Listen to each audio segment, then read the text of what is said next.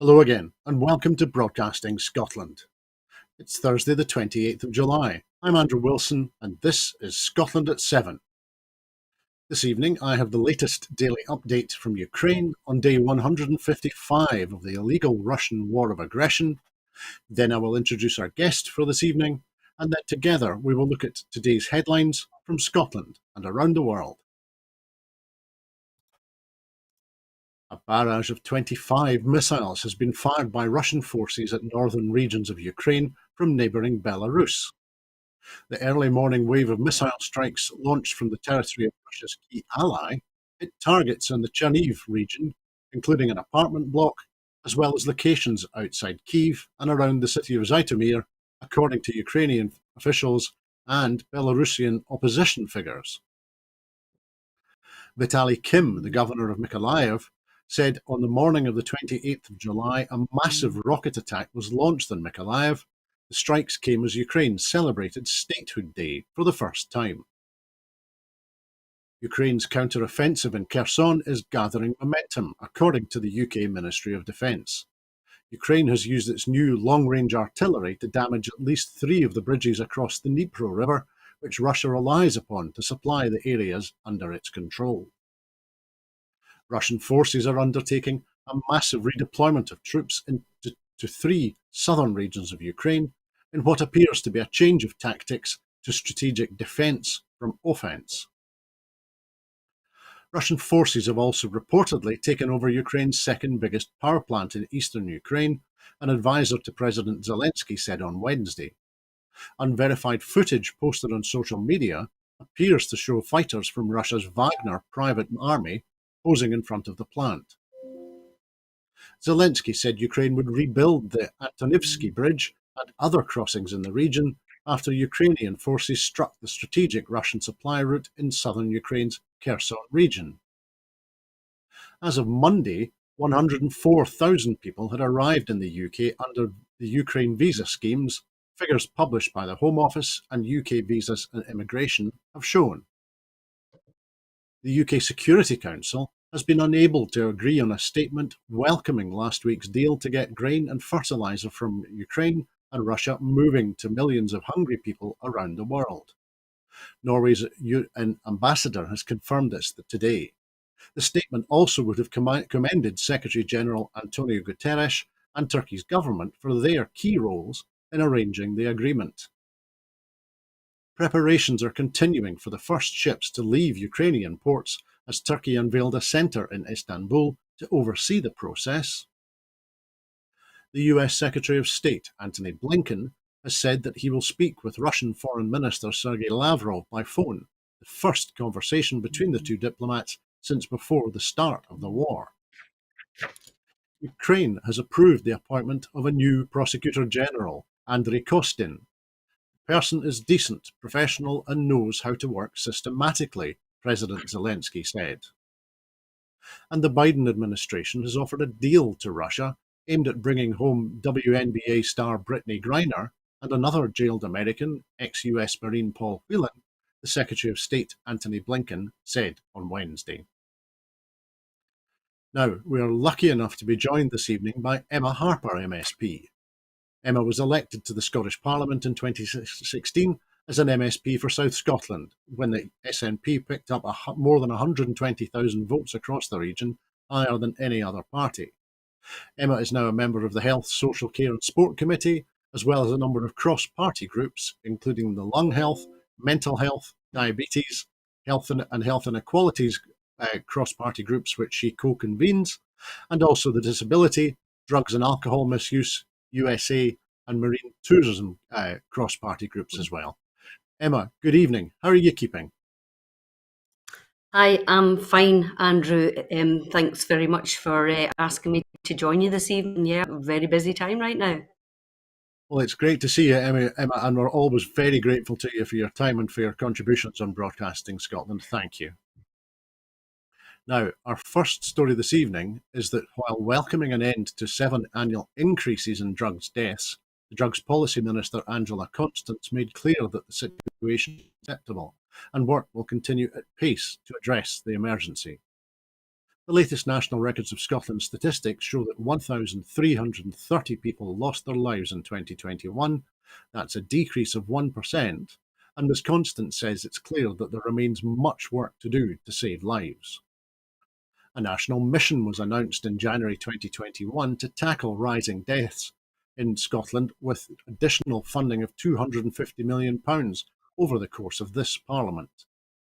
The first year of the national mission has seen the introduction of medication-assisted treatment standards, the expansion of residential rehabilitation provision, the setting of a new treatment target, increased funding to community and grassroots organisations, and the laying of groundwork for innovation such as safer drug consumption facilities.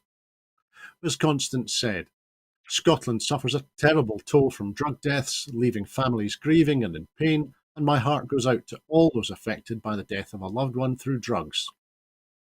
These latest statistics provide yet more heartbreaking reading, and the situation remains unacceptable. While there is so much more work to do, every life saved means one less family grieving, and I am determined we can use this to halt in the upward trend of recent years as a platform for real change. My focus now is on taking action and delivering new investment to improve services and get more people into treatment which works for them.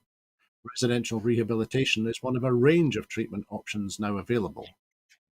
I'm concerned about the rise in deaths among women and will look to expand on current steps we are taking, including the provision of 2 mother and child residential recovery houses, which will enable women to receive support while staying with their children.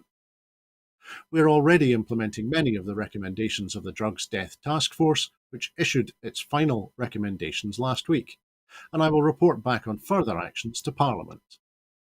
She's continued, in the first year of the national mission, we built the foundations for change.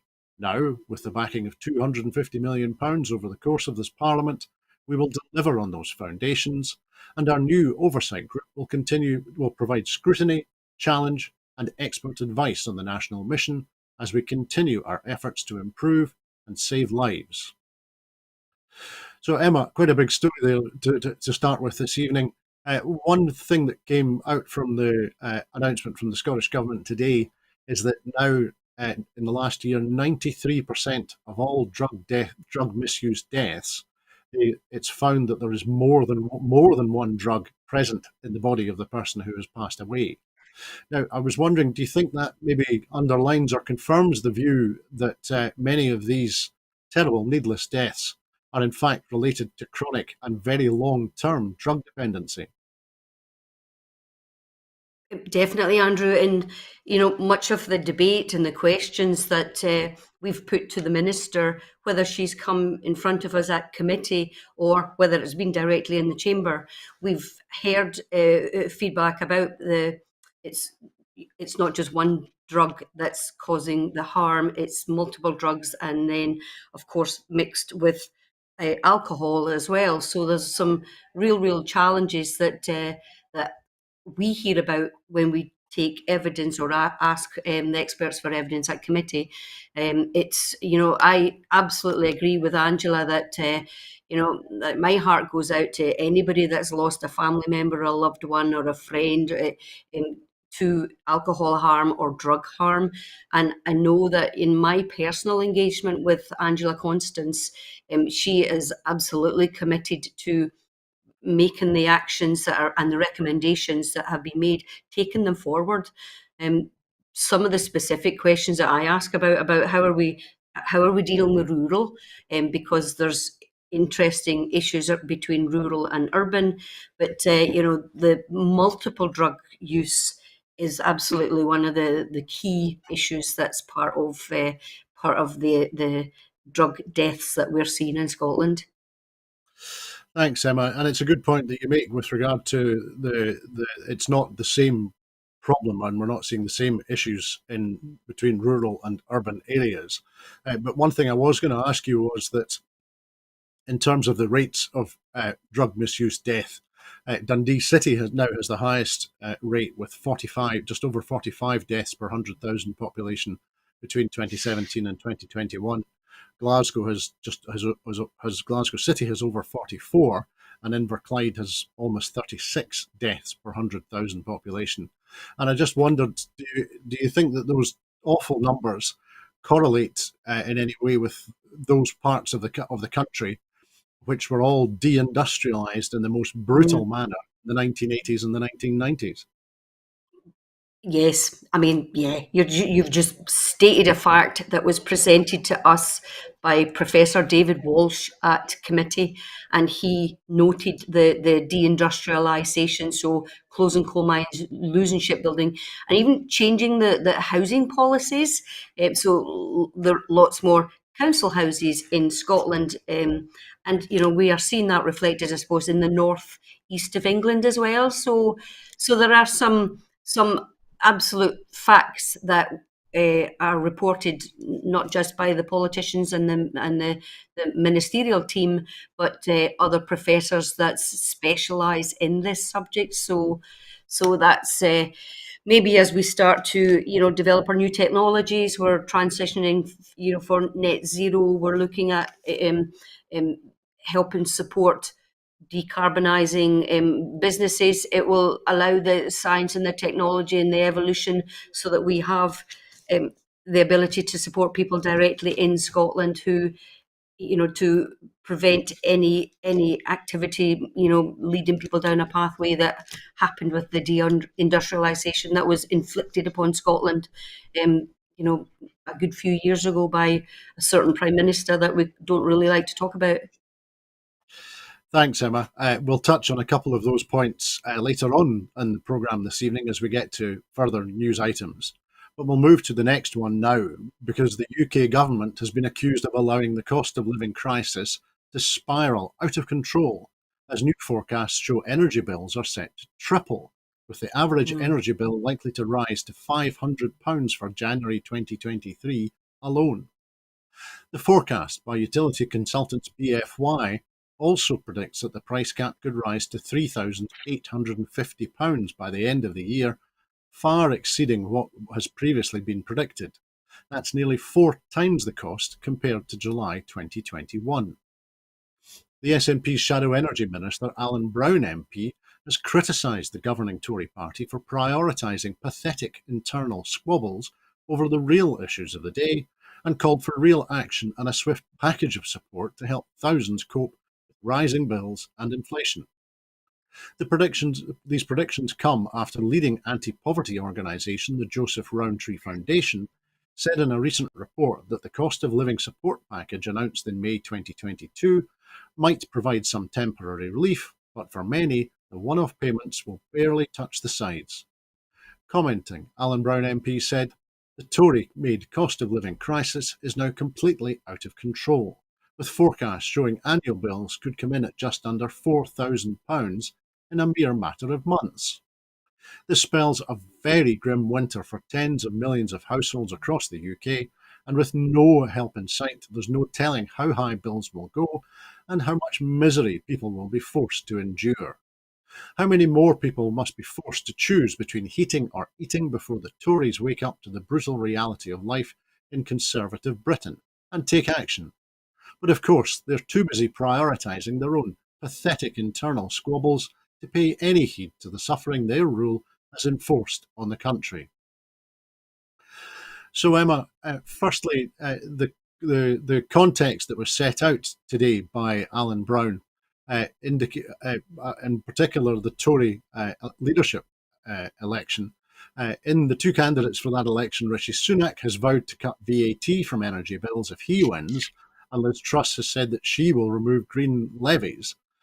Both proposals would cut less than £200 from the average annual household energy bill, which certainly will barely touch the sides. And of course, the Prime Mm. Minister, in an interview this afternoon, I think, said that we're just going to have to suck it up, which is maybe an indication of his approach more generally as he shuffles out of Downing Street. But the meagre assistance provided by the Treasury so far has already disappeared into the increases in the cap, so has achieved nothing. So is it time now for really rather more drastic action beyond grudgingly handing out a few pennies to people? Yeah, definitely. I mean, what you described and what you read from Alan Brown's statement is, absolutely indicative of 10 years of inflicted austerity by the Tory government. I mean, we're seeing, well, I'm seeing my casework completely skyrocket relating to energy costs, and people are choosing between eating and heating. And the SNP said that years ago, but now that's something that just trips off the tongue easily with people who are trying to deal with this cost of living crisis that now. And you're right that this payment that's been made won't. It's not even going to touch the sides, and it's so difficult. One of my close contacts that I work with regularly uh, runs a local food bank, and he writes about it. He's a blogger as well, and he's said that the amount of children that are now being fed using food coming from food banks, it's absolutely eye watering what's happening. And I think these measures, like Rishi Sunak, he could have cut VAT years ago. He's now talking about doing stuff that he could have done when he was the chancellor. So these pie in the sky statements that they're making, this total infighting, this internal like competitiveness of the Tory party leadership contest. It's just it's totally consuming people. And I think what we really do need to see is like proper action and um, proper initiatives that actually will help people through this cost of living, because it doesn't bode well when winter will approach in the next few months, and we see how people really, really will struggle. I mean, I see it myself. I've got my own family members that are struggling with like the prices of oil because they're off the grid. So there's real challenges across the whole of Scotland, and of course, much of Scotland is pretty rural as well. No, completely, Emma. Now, having mentioned the two candidates for the Tory leadership and talking about that competition, I don't know, have you seen or heard from Alistair Jack at all about who he's supporting in the Tory car crash of the Titans, or is he still supporting Boris Johnson? Yeah, interesting. When we mention Alistair Jack's name, people say, "Who?" Like, they haven't seen their MP in 3 years in Dumfries and Galloway. He's my MP. And I think I'm still waiting on 10 responses to 10 different letters that I've written to the Secretary of State. So right now we're going through all our agricultural shows that we haven't had because of COVID. And I look forward to him showing up in Dumfries a week on Saturday. But he seems to be staying pretty stum about which candidate he supports. I read a press release in one of the local papers about that. So he specifically said, "I'm keeping my personal vote quiet," and it'll be interesting to see whether he still has a job, depending on which candidate ends up being the prime minister. Thanks, Emma. No, that's a very good point. It strikes me that Mr. Jack, like so many members of the cabinet at the moment, would only ever be cabinet ministers with Boris Johnson as prime minister. And as a result, you must think he's wondering about his ministerial car. But we'll come back to the more important story, the cost of living crisis, rather than talking about Tories. Unlike most customers who pay their bills by direct debit, of course, the poorest consumers who use prepayment meters have to pay more for gas and electricity on a more expensive tariff, and that's going to make it even more painful in the winter months when consumption is much higher. So, do you think is it time to move to perhaps prohibit charging the poorest customers more expensive tariffs for their energy? Absolutely. If somebody's paying up front for whatever service, then often those are the people you should be saying they should be getting the break, because they are making their payments right ahead of even using the electricity. So I would absolutely support um, making that like an opposite, so that the people that are in most need of having their electricity paid don't get paid extra using the prepaid meters, I would absolutely support doing whatever we could to reverse that. Reverse the way that that payment occurs. It's really, really a struggle for everybody right now, and trying to help people with crisis loans and different methods of supporting them to get whatever support, whatever welfare funding that we can. It's been something that my team have been so focused on in over recess, and yeah, I think that's something that we should be lobbying for, because it's something that I've actually brought up as well in my work to help support people with cost of living crisis. Thanks, Emma. What we'll do now is that we'll look at the cost of living crisis and the energy price crisis in particular from a slightly different perspective, because soaring profits at the energy companies Shell and Centrica have been described as an insult to millions of people struggling with the cost of living crisis, as high oil and gas prices funded multi-billion-pound rewards for their shareholders. A day after millions of households were warned that average annual energy bills could hit £3,850 from January, triple the level at the beginning of this year, two of the UK's biggest energy companies sparked outrage with their bumper profits. Shell posted record earnings of $11.4 billion, that's nearly £10 billion, for the 3-month period from April to June, and promised to give shareholders payouts worth £6.5 billion. Asked about the stark contrast with the punishingly high bills faced by households already struggling amid sky-high inflation, Shell's chief executive Ben van Beurden said that the company could not perform miracles. At the same time, Centrica, the owner of British Gas, reinstated its dividend, handing investors £59 million, after reporting operating profits of £1.3 billion during the first half of 2022. Soaring wholesale prices for oil and gas, which have been partly fueled by the war in Ukraine, have delivered higher income for companies that drill for fossil fuels, while causing misery for motorists and bill payers as domestic and road fuel prices surge past all-time highs. These eye-watering profits are an insult to the millions of working people struggling to get by because of soaring energy bills, said Frances O'Grady, the current General Secretary of the Trades Union Congress. She continued, "Working people are facing the longest and harshest wage squeeze in modern history. It's time working people got their fair share of the wealth they create, starting with real action to bring bills down." So, Emma, firstly, the profits at Shell were more than double this in this past quarter, double what they were in the same quarter in 2021, and were higher than expected by analysts. So, do you think is it perhaps time to begin to cap the profits at energy majors and perhaps use the amount that is taken from them as a result of the cap to subsidise consumers' bills? Yeah, I think it's time that we're seeing so much.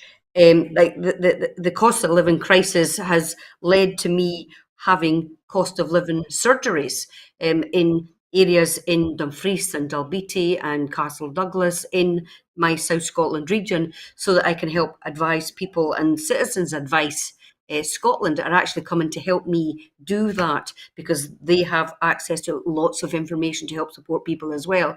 So that's one issue I would just, again, I should have said it earlier about, is about this is it's absolutely on the ground that people need support. And these companies that are, I mean, the language that's being used is eye-watering and insulting in the profits that they're making. It is something that is pretty amazing to read. And I read an article that even Ed Miliband was commenting. And it was like, Ed Miliband, where does he come from?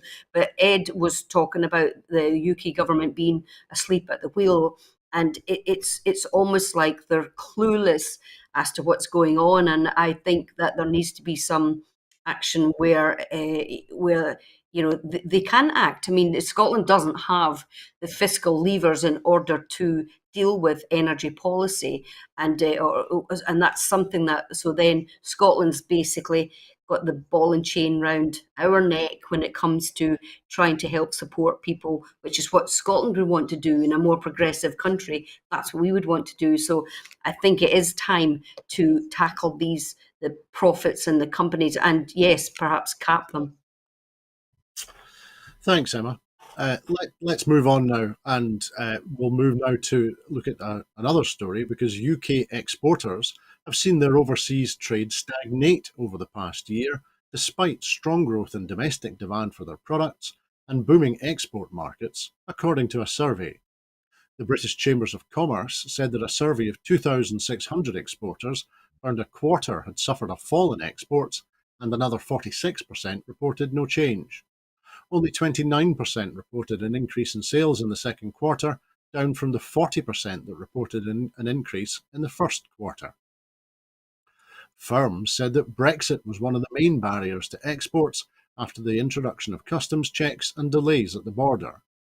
William Bain, the British Chamber of Commerce head of trade policy, said that since last summer, UK exports have stalled to the EU and the rest of the world, while many other leading exporting countries have enjoyed a boom. The combination of supply chain disruption, soaring prices, and the impact of Brexit red tape and compliance costs has had a chilling effect on exports, especially for smaller firms already scarred by the pandemic, he said. A report by the Centre for Economic Policy Research and the UK in a Changing Europe think tank last month found that desire to pursue a hard Brexit had resulted in a significant increase in trade barriers and trade costs in goods and services, as well as new restrictions on migration flows. Highlighting the hit to their income from rising import costs, the BCC said in its quarterly trade confidence outlook that manufacturers trading overseas were under particular pressure, with only 39% expecting their profitability to increase in the next 12 months, compared with 48% of service sector exporters. So, Emma, firstly, only 29% of the exporters surveyed reported an increase in sales in the second quarter, down from the 40% that said their sales increased in the first quarter. So that means that in the second quarter, almost three quarters of businesses surveyed were either flat or deteriorating. Do you think, Mhm. will anyone in Westminster listen to these small businesses? Um, it's quite frustrating because all the figures that you've quoted about, like the small and medium-sized businesses, they are really struggling.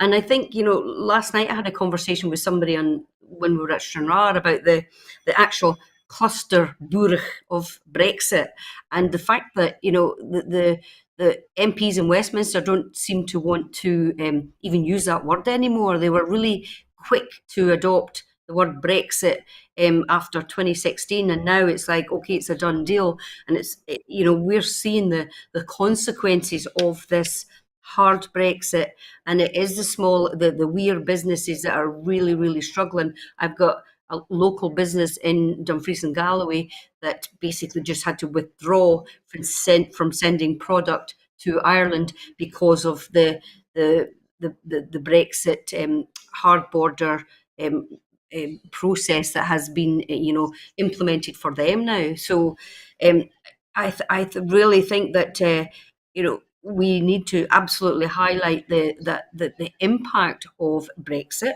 and we need to not let the Tory government away with saying it's something else. And a lot of the time they blame COVID for the issues, but yes, we have come through, or we are still going through a pandemic. We're not out of it yet, but we absolutely need to make sure that the Westminster politicians, the Tory government, acknowledge and agree that the impact of Brexit is what's led to businesses being stagnant. Well, that's a very good point that you're making, Emma. As you say, firms said that one of the main barriers to exports after the introduction of customs checks and delays at the border was Brexit.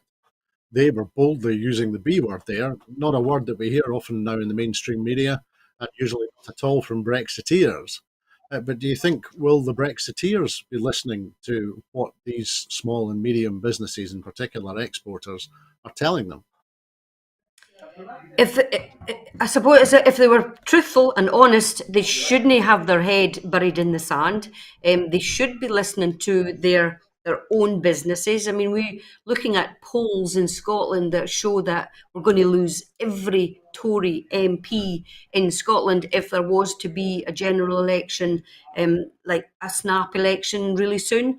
And and that's something that they should be paying attention to, and they should be figuring out it. Instead of just playing with the issues around Brexit and saying, "Oh, it's wonderful." They should be working towards a whatever it is they're needing to do to make sure that we support businesses, because the more that we can support people to be able to earn a living and be able to be supported, then that will help make people work through this cost of living crisis as well. So this whole issue of Brexit being it's done deal is absolutely not a done deal, and like I will continue to highlight it in my work, especially as we're looking at the Northern Ireland Protocol and moving goods and through across from Cairnryan to Larne and Belfast. It's something that I will continue to highlight the damage, because I hear what the Brexit damage is doing to businesses across my South Scotland patch. Absolutely. Thank you, Emma. You were saying that you were at Stranraer recently, but our next item relates to another very important port, because dockers at Felixstowe, the UK's largest container port, have voted overwhelmingly to strike after they were offered a below inflation pay rise in the latest industrial dispute sparked by the cost of living crisis, and which will bring national transport infrastructure to a halt. Workers at the East Anglian port voted 92% in favour of a strike next month, rejecting a 5% pay offer from the Felixstowe Dock and Railway Company, which their union, Unite, said would be a real terms pay cut, with retail price inflation standing at 11.8%. Workers should not be paying the price for this pandemic with a pay cut, said the Unite General Secretary Sharon Graham. Unite has undertaken 360 disputes in a matter of months, and we will do all in our power to defend workers. A spokesperson for the port company, which handles 2,000 ships a year, said, "The company made what we believe to be a very fair offer, and we are disappointed with the result of the ballot." The union has agreed to our request to meet at ACAS next week, and we hope that any industrial action can be avoided. The Felixstowe strike vote came as a senior union leader predicted rolling strikes across the economy for the rest of the year, beginning with a summer of solidarity, as workers become emboldened to vote for industrial action in the face of rising living costs. After Keir Starmer sacked the Shadow Transport Minister Sam Tarry for giving an unauthorised broadcast interview while on an RMT picket line on Wednesday, there were signs of a widening divide in the Labour Party over how to respond to these strikes. John McDonnell, the former Shadow Chancellor under Jeremy Corbyn's leadership of the party, called for coordinated action. Now, firstly, Emma, the Felixstowe Dock and Railway Company is owned by the Hong Kong conglomerate Hutchison Holdings, which also owns the Three mobile phone network and Superdrug. The Felixstowe Dock and Railway Company made a pre-tax profit of nearly £61 million in 2020, according to its most recent accounts. The bottom line is, and Sharon Graham said that the bottom line is that this is an extremely wealthy company that can fully afford to give its workers a pay rise. Instead, it chose to give a bonanza payout to shareholders touching £100 million. So, thinking also of a previous story we've been discussing this evening, are Shell and the Felixstowe Dock and Railway Company just the tip of the iceberg of the unacceptable face of capitalism that is apparently red in tooth and claw and cares not at all for workers and people in the country? Wow, yeah. I mean, look at we're seeing this kind of like the industrial action and issues across England, and then in Scotland we had the um, the rail strike at the beginning of or just before the recess started, and so I think the strike for increased pay to help support dealing with the cost of living crisis. I know everybody is finding it a challenge. When your paycheck doesn't meet what your outgoings are. So I think the UK government need to absolutely bring policies forward to support people. And I think when you're talking about the owners of Felix. So for the harbour, it's back to this. If their profits, they're so high, the profits, if it's 61 million in pre-tax profits, I'm just looking at my note that I took down there, it's kind of similar to the previous story that we talked about with Shell and Centrica. It's amazing that they can look after their shareholders, but what they need to do is really look after their staff and their workers. And I would be on the side of the Unite the Union when they believe that they could. They've got enough profit that they could absolutely award a pay rise that is what the workers are asking for. And I think they need to come together and negotiate. If they want to avoid a strike, they need to work with the people and not just support their shareholders. Thanks, Emma. We'll come back to Scotland now for our next story and a little bit of industrial policy, because the SNP's Business, Energy and Industrial Strategy spokesperson, Stephen Flynn MP, has hit out at the UK government over an incomprehensible lack of clarity over the timeline for further carbon capture, usage and storage CCUS facilities. Current UK government policy is to have 4 CCUS sites in service by the mid-2020s. That's track 1, with a further 2 sites in service later. That's track 2. The Scottish cluster of projects, including the Acorn site in the northeast of Scotland, an area industry leaders have described as ideally placed to become hubs for emissions-busting technology, were put on the reserve track 2 list. In a letter to the Secretary of State for BEIS, the Aberdeen South MP warned the UK government is leaving industry in the lurch and pressed for urgent action to get new CCUS projects moving to secure energy jobs and hit net zero targets. Commenting, Stephen Flynn said, the OEUK report was explicit that urgent action is required from the UK government to progress carbon capture, and it reiterated the economic and environmental case for carbon capture in the northeast of Scotland, something that was clear when the UK government snubbed the Acorn site for track 1 status. Despite the need for urgent action, he continued, the UK government has yet to announce the timetable for the track 2 process, leaving the industry in the lurch and our net zero targets in jeopardy. Reserve status for the Acorn site is utterly meaningless if there is no process laid out for progression and certainty that the UK government will take the Scottish cluster forward. Mhm. So, Emma, it was a big enough blow when Westminster chose Teesside over Peterhead for track 1 for what were thought at the time to be purely political reasons. Do you think is the lack of any timetable for track 2 now, is that political as well? It could be. I'm not as familiar with the site because it's Stephen's patch in the northeast of Scotland, and obviously Stephen's probably absolutely right to say what's the timescale, what are we looking at.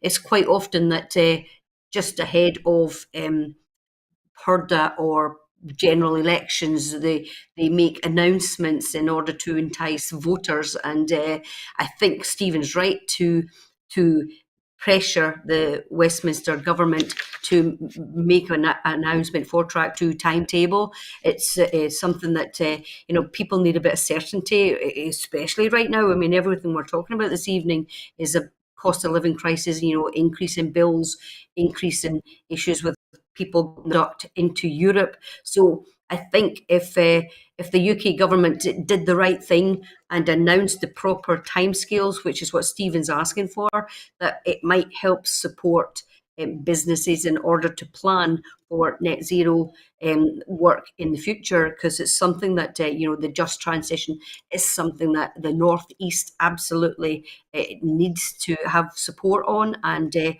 bit of certainty. I mean, in my area, our net zero challenges are related to offshore wind, and some of that is issues that I've been working on because I'm seeing the benefits of offshore wind and the work that's been done in Eyemouth in order to then meet our renewable energy I guess, targets. And so I'd love to see that replicated in the southwest of Scotland. So I support Stephen Flynn and his actions that you've talked about just there, Andrew. Thanks, Emma. That's a good point that you make. You would think that in the west of the south of Scotland, along the Solway Firth, offshore wind, tidal, and wave would be significant possibilities. And as you say, on the east coast, it's easy. It's easy from Eyemouth to access the offshore wind developments in the North Sea. So, Mhm. absolutely right. A key issue and a key policy area, both for the south of Scotland for you and for the north of Scotland with Stephen Flynn in the northeast. But let's Mhm. move on now. Let's look at a little bit of international news because Senator Joe Manchin, the West Virginia Democrat who has repeatedly thwarted his party's most progressive ambitions while himself making millions in the coal industry, has signed on to a bill that would pay down the national debt, reduce healthcare costs, and address the climate crisis. This U turn came after Manchin indicated that he would support a narrower package that excluded climate policies. The new bill, named the Inflation Reduction Act of 2022, includes realistic energy and climate policy, according to the senator, who said it invests in the technologies needed for all fuel types, including renewable sources and nuclear, and also fossil fuels. The bill is expected to raise $739 billion through a 15% corporate minimum tax, prescription drug savings, and other means. The Democrats' compromise with Manchin means it no longer includes surtaxes on the wealthiest Americans. The bill will invest $396 billion in energy security and fighting the climate crisis, and is expected to cut carbon emissions by about 40% by 2030.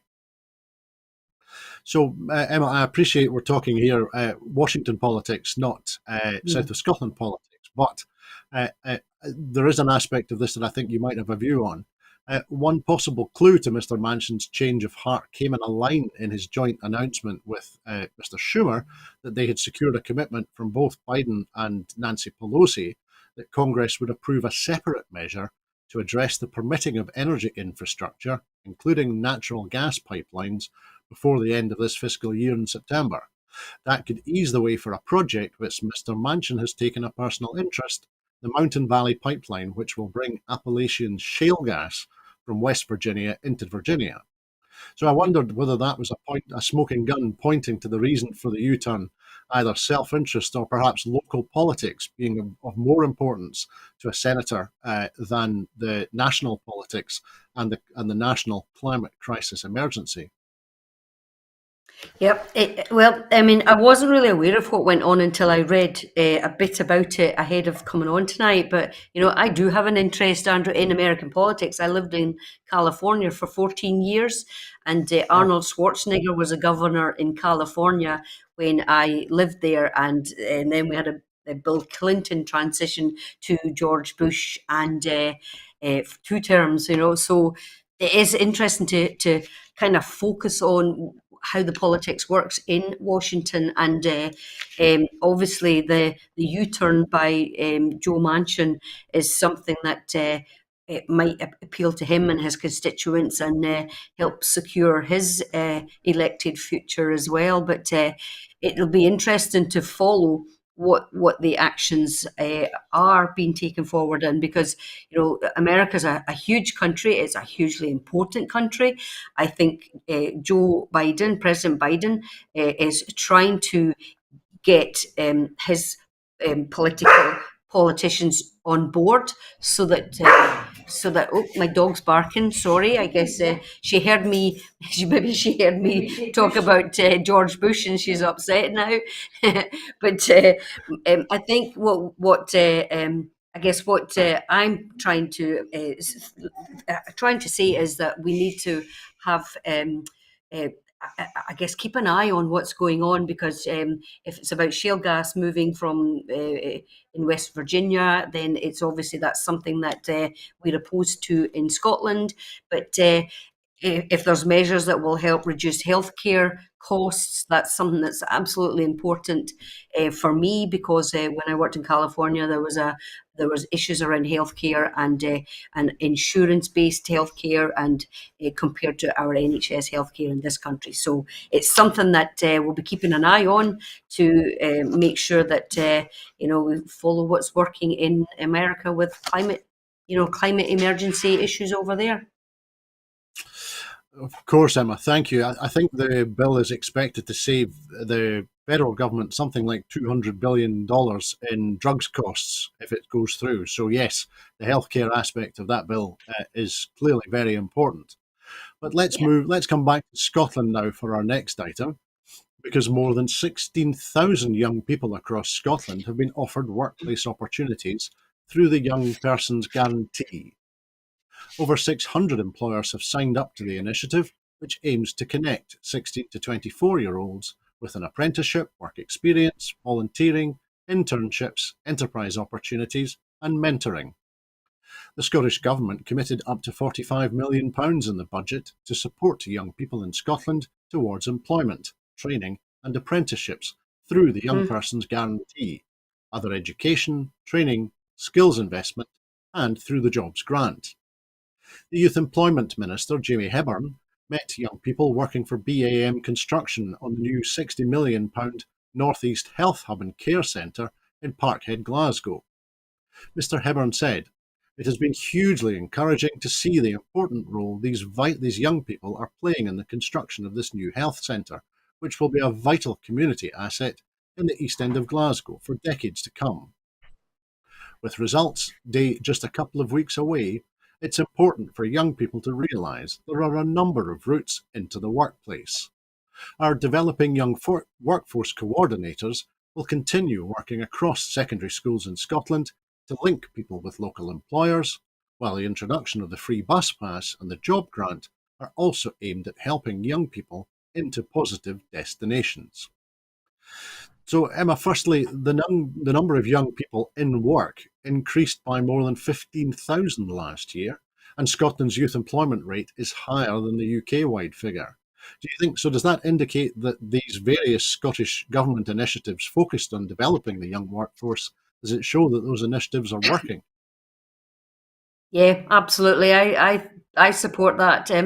I've had Jamie Hepburn meeting in various places when he came to Dumfries and Galloway, and he's due to come to Stranraer and SRUC, which is the rural college campus near Dumfries, as well. I mean, we looked at numbers of how we're supporting young people in Dumfries and Galloway, and there's 1,051 modern apprentices right now in training in D&G. So the whole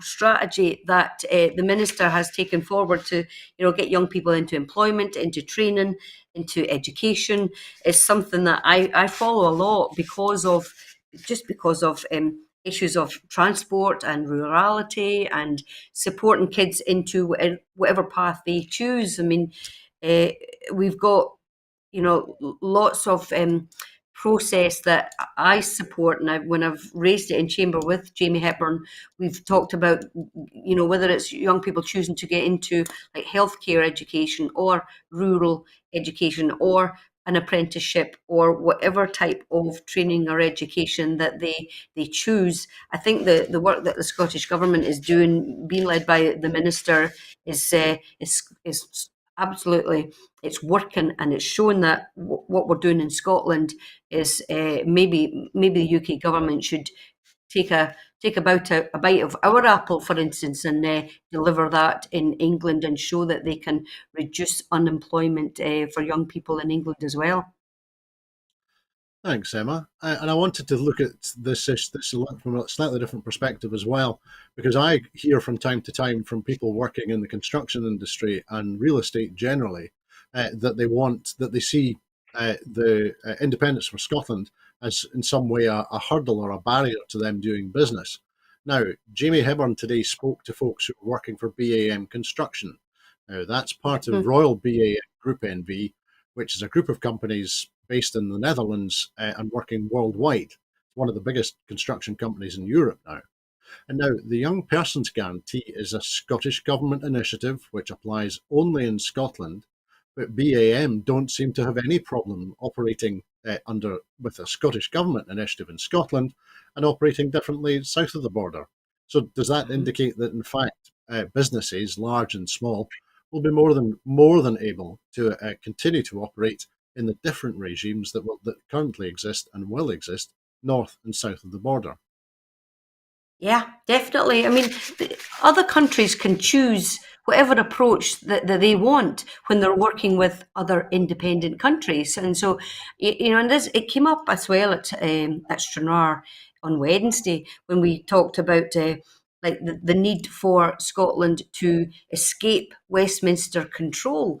The word independence is a really emotive word, and so sometimes the language, instead of flicking the switch to get people to be immediately on the back foot, I think we need to show people that companies from the Netherlands can choose to work with companies in Scotland and and deliver like a program together in a collaborative, engaging way, which is what mature um, countries do. And right now we're so constrained in Scotland because of what Westminster has control over. So yeah, I think it's great that you've brought this up tonight, actually, because I'd love to see Scotland do more to reach out to other European countries and link and work together and make sure that we can have these opportunities to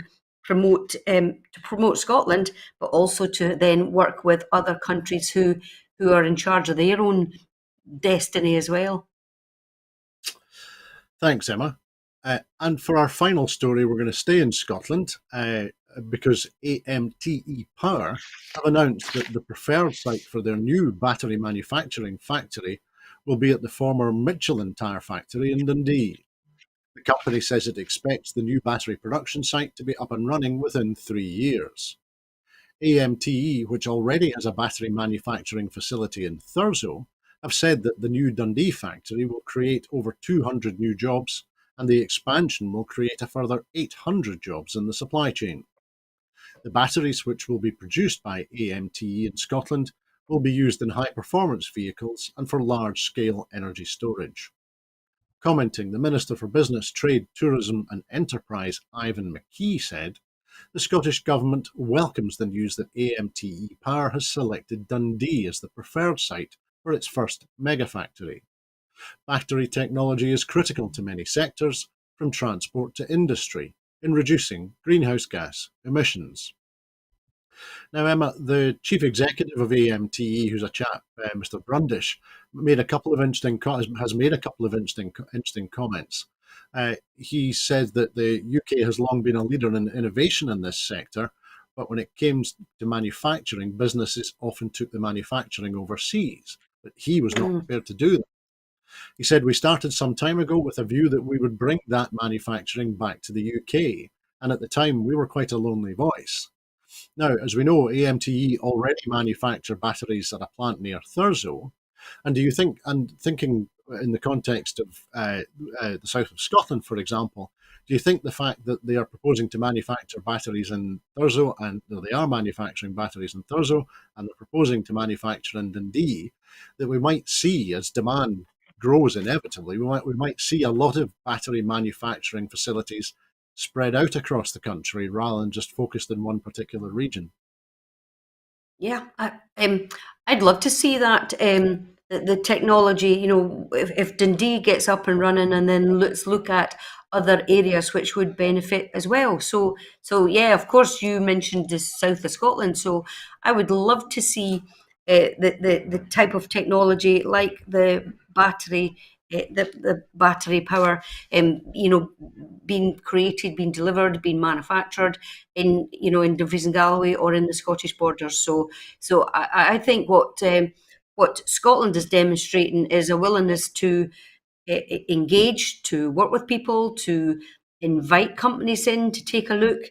The whole the support of the progressive ethos of let's engage, let's work with each other, let's support each other, that's the kind of progressive approach that would then bring companies with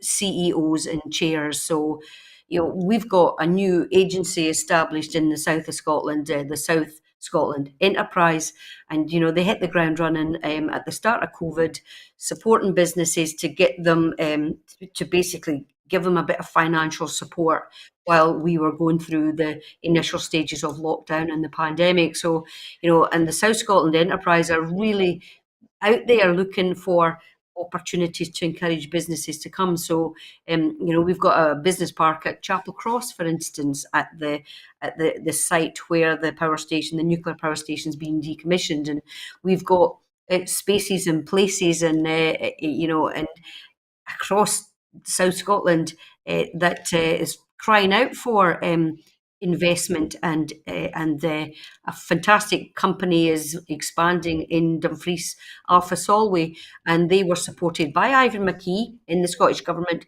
to make personal protective equipment, and Alpha Solway could have set up a plant somewhere else, but they've chosen to build in Dumfries, and that will help support their Annan site, and have PPE, which will help make our NHS in Scotland and in England more self-sustaining, so that we're not relying on product that has to be manufactured and then flown here from China, for instance. So I think we're in a better place. It demonstrates that what the actions of the ministers and the government doing, whether it's Jamie Hepburn, whether it's Angela Constance, whether it's Ivan McKee, we've mentioned those three today, and it shows that we can deliver progressive support for education, for business, for manufacturing, and we can show that if we can do that with the powers that we have, well, just think what we could do if we had the complete control of all the economic levers in order to decide what we wanted to invest in for improving Scotland's future. Thanks, Emma. That was beautifully summarised and beautifully summing up the programme. Thank you, because that's all that we have time for this evening. In making these programmes, Broadcasting Scotland relies on the support of viewers and others who value our distinctive approach to news, current affairs and culture. Please help us to continue to make these programmes, to continue to develop the station and to make new programmes for you. If you would like to support us, then please subscribe or donate to Broadcasting Scotland. You will find the link to do that on the screen now. You will find that our appeals for financial assistance have not stopped, because the urgent need for financial support never goes away. There are other ways in which you can contribute to our work. If you would like to volunteer to work with Broadcasting Scotland, either behind the scenes or in front of the cameras, or in any other way that helps, please visit our website at www.broadcastingscotland.scot and send us a message there. You can find us on Twitter at BroadcastScot. Please like and retweet us there, and you will also find us on Facebook by searching for Broadcasting Scotland. When you're watching us on YouTube, it would be great if you would like and subscribe to Broadcasting Scotland on that platform. Meantime, we will be here again tomorrow evening with the next edition of Scotland at 7, so please tune in and join us again then. But that's the way it is at very nearly Scotland at 8. Thank you to everyone who has been watching this evening, and a very special thanks to our very special guest, Emma Harper. Thank you. Now, Frank and Harold Barnwell established the Grampian Motors and Engineering Company at Causeway Head near Stirling. This allowed them the funds and facilities to pursue their real passion, which was aviation. By 1909, they had developed a biplane, which Harold flew at Causeway Head in what was Scotland's first powered flight on the 28th of July, 1909. He covered 80 yards at a height of up to 13 feet. So I'm away to execute a flare and induce a gentle landing on Scotland at 7. I hope that you have a very peaceful evening and can join us here again on Broadcasting Scotland very soon. Bye-bye.